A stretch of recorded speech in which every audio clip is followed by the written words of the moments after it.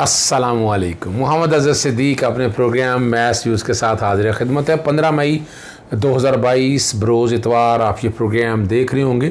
पीर वाले दिन इंशाल्लाह सुप्रीम कोर्ट इस्लामाबाद में उम्मीद है मुलाकात होगी। 63 के हवाले से एक तो सुप्रीम कोर्ट में हियरिंग चल रही है और इलेक्शन कमीशन के सामने भी हियरिंग है।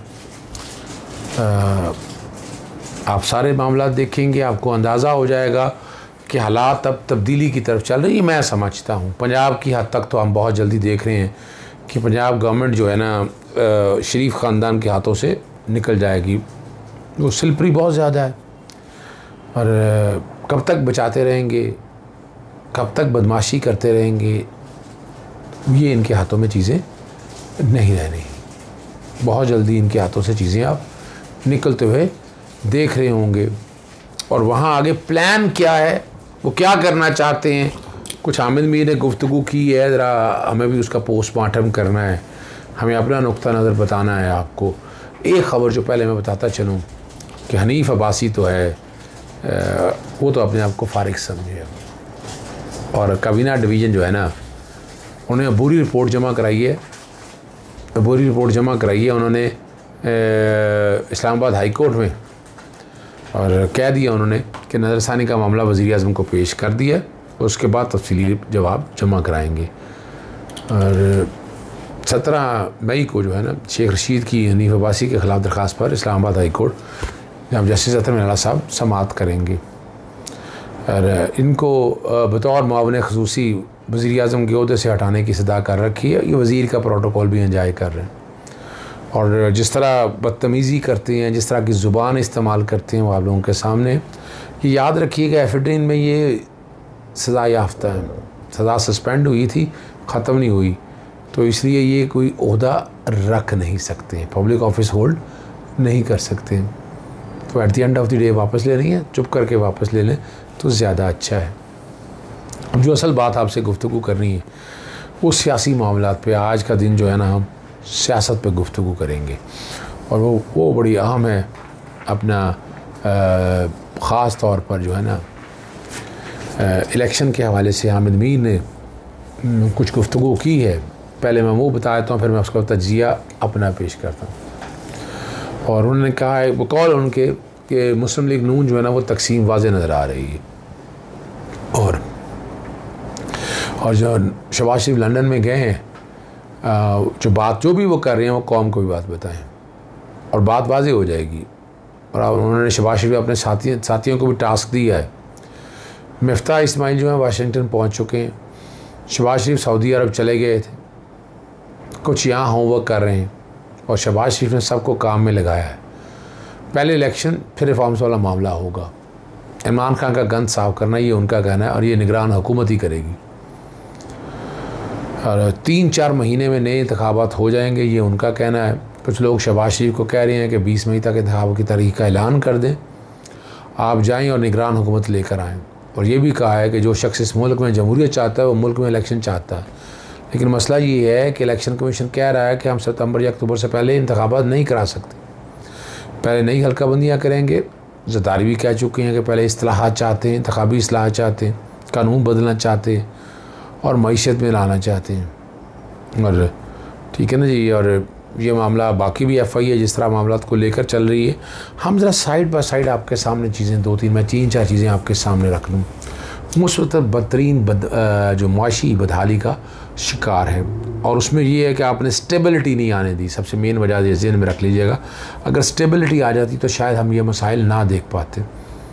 डॉलर बड़ा कहा गया, बड़ी बातें हुई कि डॉलर नीचे लेके आना है, लेकिन हमने देखा डॉलर नीचे नहीं आ सका और ये आगे जाना है, ये 200 से ऊपर जाएगा और ये पकड़ा नहीं जाएगा। पेट्रोलियम की कीमतें जो है वो आप आने देने वाले देखें कि बढ़ाए बगैर रह नहीं सकते, नहीं तो उतने पैसे कहाँ से लाएंगे। और वो सब्सिडी तो आपको ख़त्म करनी पड़ेगी, उसके अलावा आपका गुजारा नहीं, आपकी मईशत नहीं चल सकती है। आपके कर्ज़े इतने ज़्यादा हो चुके हैं कि डेट लिमिटेशन एक्ट जो जीडीपी रेशो का 60% कहता है, आपको गालिबन 96% के करीब पहुंच चुके हैं। तो आपकी मईशत बैठेगी या नहीं बैठेगी। आपके जो फॉरेन रिज़र्व है उसकी पोजीशन है, इंटरनेशनल जो आपका अपना करंट जो करंट बजट डेफिसिट जो है या करंट खसारा जो आपका अकाउंट है वो आप अंदाज़ा लगा सकते हैं कि इंपोर्ट और एक्सपोर्ट में डिस्पैरिटी क्या है, वो आप लोग यानी माशी तौर पर बुनियादी तौर पर बता रहे हैं बहुत बुरे हाल हैं। और डाटा भी किया है इसहाक डार को। इसहाक डार 2-2.5 महीनों से बड़ी कोशिशें कर रहे थे, पता नहीं क्या क्या तरमीम कर रही थी, पता नहीं क्या क्या उसमें तब्दीलियाँ लानी थी उन्होंने, और बड़े कोशिश उन्होंने की। और जब पूछा गया क्या है उनके पास, कहने को कुछ नहीं है। मिफ्ता इस्माइल को वैसे इकॉनमी नहीं आती है, वो तो एक समझ लें फरमाइशी तौर पर आए हैं, और हर जगह जितनी गलतियाँ की हैं वो आप लोगों के सामने आ जाएंगी। IMF के पास गए, IMF ने झंडी दिखा दी है। उन्होंने कहा आप जो पैसे लेके जाते हैं आप खर्ची हुआ अपना कहाँ करते हैं, आप तो उड़ा देते हैं पैसे। तो मुल्क की जो मुल्क की जो बेहतरी कर रही है उस तरह तो पैसे ले जा नहीं सकते आप क्या करते हैं, जाते हैं और जाकर अपने कामों में खर्च कर देते हैं। इस तरह तो नहीं चल सकेगा। और IMF के पैसे मिलने के साथ सऊदीया का पैसा सऊदी भी रिस्क नहीं ले सकता। सऊदी भी कह रहे हैं कि वो वहाँ तक आना है। एक मेन वजह याद रखिएगा, ये ऑपरेशन चेंज रजीम जो है ना उसने ख़राब कर दिया सारा सत्यानाश इनका। कोई भी रिस्क लेने के लिए तैयार नहीं। चाइना पाकिस्तान का बहुत गहरा दोस्त है, लेकिन अब हर एक को पता है कि यहाँ ऑपरेशन रजीम चेंज हुआ, अमेरिकन इन्वॉल्वमेंट हुई। अब इन हालात में चाइना किस हद तक रेस्क्यू करता है ये देखना पड़ेगा। चाइना किस हद तक ट्रस्ट बिल्डिंग कर रहा है, इसमें कोई शक नहीं। CPEC के मसाइल बहुत ज़्यादा रहे हैं, बहुत इश्यूज़ रहे हैं। अब वो कहाँ तक जाते हैं वो आप लोगों को अंदाज़ा हो जाएगा। लेकिन जिस तेज़ी से चीज़ें आगे जा रही हैं ना, इनसे तो नहीं होने वाला, ये मैं बता दूं आपको। इनके तो हालात ही नहीं है कि चीज़ को बेहतर कर सके। और 6 चीज़ें मैं आपको पहले बता चुका हूँ, मैं बार बार दोहराता हूँ कि इन्होंने आके ये 6 काम करने थे। एक काम तो कर लिया, ट्रांसफ़र, पोस्टिंग, बजट अपनी तरफ डाइवर्ट कर लिया, और वो पैसा आप ही के पे लगा रहे हैं। और ब्यूरोक्रेसी साथ में ली हुई है इनके, वो जो चाहते हैं वो कर रहे हैं। FI में पोजीशन आपने सारी देख ली कि FI के जो DG लगाए गए, इस्लाउल अब्बासी को हटाया गया, तो ये FI इतना स्ट्रॉन्ग है, ये होना चाहिए। यानी मैं इसके ख़िलाफ़ नहीं हूँ कि जो ये काम गलत कर रहे हैं वो, लेकिन ये नहीं है कि आप एंकर्स को और बाकी सब लोगों को डिस्टर्ब करें। अगर उन्होंने कुछ वायलेशन किया तो लाएँ, लेकिन कानून में आपको बहुत सुकून है। सेक्शन 20 ऑफ द पीका एक्ट ऑर्डिनेंस की तरमीम की थी, और हाई कोर्ट का फैसला आ चुका है, आपने चैलेंज ही नहीं किया उसको। मैं सही कह रहा हूँ आपको, आप लोगों ने चैलेंज ही नहीं किया। वाकई हुकूमत को चैलेंज करना चाहिए, लेकिन आम लोग शायद हो सकता है चैलेंज करें। या आने वाले दिनों में आप देख लेंगे कि क्या हालात और वाक़यात बनते हैं। और लेकिन इस वक्त जो FI है वो ज़्यादतियाँ कर रही, और उसका नुकसान उस इदारे को होना। FI में जहाँ सिर्फ खाली साफ़ियों वाले मामले नहीं थे, बहुत से मसाइल थे, आम बच्चियों के, लोगों के, बच्चों के मसाइल थे जो ये मिसयूज़ होते थे सारे मसाइल में। तो ये भी एक मसला आ गया इनके हवाले से, ये भी इनको बहुत तंगी होगी, बड़े मसाइल देखने पड़ेंगे, ये कैसे कंट्रोल करना है।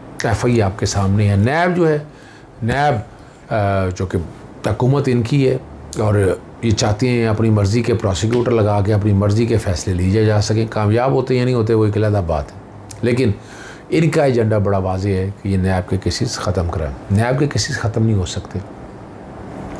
मैं बार बार कहता हूँ वो टेक्निकल की तरफ जा रहे हैं। UN कन्वेंशन और करप्शन देख लें, और नैब में ओनर साहब के ऊपर है। आप अभी तक तो भाई वो प्रॉपर्टीज़ जो है ना, वो मलकियत तो आप ख़ानदान की है ना, वो आप अल्लाह रखा है मोहम्मद भुट्टे के नाम करे, बेनामी ट्रांजेक्शन है ना। तो बेनामी ट्रांजेक्शन से ओनर साहब के आप बताएंगे बेनिफिशियल ओनरशिप मान चुके हैं। वो मैं सुबह के प्रोग्राम में वो सारी मैं चला चुका हूँ। मरियम क्या कहती थी, हसन क्या कहता था, हुसैन क्या कहता, और नवाज शरीफ क्या कहता, वो सारा कुछ आप देख चुके हैं, हर चीज़ आप। तो यहाँ इनके लिए बचना इतना आसान काम नहीं है, लेकिन डिपेंड ये करता है क्या वाकई को स्टेप लेते हैं, क्या वाकई को चीज़ें आगे चलती हैं, या वो स्टैंड स्टिल रहेंगी। स्टैंड स्टिल ये रह नहीं सकती, ये मैं बता दूं आपको। इन्होंने आगे चलना है। अब आगे किस हद तक चलना है, किस तरह चलना है, वो बातें हैं देखने वाली। और अगर वो चलेंगी आगे तो वह मंतकी अंजाम की तरफ लाजमी पहुँचेंगी। और ऑपरेशन रजीम चेंज के हवाले से आप ये सारे मामला देख रहे हैं। मैं कल जो है सुप्रीम कोर्ट में कोशिश करूंगा कि ख़ास तौर पर आर्टिकल 63 ये वाली पटिशन जो है उसका मेरी अपील लग जाए, और साथ साथ जो ख़ास तौर पर बेंच बनाने के हवाले से बात की है, सॉरी अपील की बात की है लेटर गेट स्कैंडल के हवाले से। सदर पाकिस्तान का ही खाता लिख चुके हैं, वो मैं दिखा चुका हूँ आपको, लेकिन मेरी वो पटिशन पेंडिंग पड़ी है। वो सिचुएशन की फिक्सेशन की बात कर रहा हूँ, और मैंने कोशिश करनी है कि वो पटिशन फ़िक्स हो जाए। पटिशन फ़िक्स होगी तो बहुत सी चीज़ें आपके सामने आ जाएंगी, और लेटर गेट स्कैंडल के असल हक़ाइक़ जो हैं वो नज़र आ चुके हैं, ताने बुने आप लोगों के सामने आ चुके हैं। नज़र आ रहा है कि जो कुछ हुआ अच्छा नहीं हुआ, और इसका नुकसान क्या हुआ कि पाकिस्तान पीछे चला गया। पाकिस्तान को आगे जाना है, पाकिस्तान को आगे तरक्की की तरफ जाना है। और अब कौम सारी खड़ी है इस मामले में आगे जाने के लिए, कौम पीछे जाने के लिए तैयार नहीं है। कौम चाह रही है आगे जाया जाए और ट्रस्ट करती हैं वो इमरान खान के ऊपर। ओवरसीज़ आपके सामने मैंने रखे हैं, वो कितना ट्रस्ट करते हैं। उनके वोटर राइट के लिए हम भी कोशिश कर रहे हैं, अदालतों में आए हैं और पाकिस्तान तहरीक-ए-इंसाफ अपने लेवल पे सारे मामले को देख रही है और हम खड़े हैं सारे मामले, पीछे नहीं हटेंगे। हम चाहेंगे कि ये सारी चीज़ें मंतकी अंजाम तक पहुँचे और उसके लिए कोशिशें और काविशें हमारी चलती रहेंगी। और हमने ना इनके लिए सहूलतें फ़राहम करनी है, रास्ते बनाने हैं और जितना कर सकेंगे, जितनी सख्त है वो करते रहेंगे। हम इनके राइट लेकर रहेंगे ओवरसीज़ के, इनका वोटर का राइट इंशाल्लाह मिलेगा।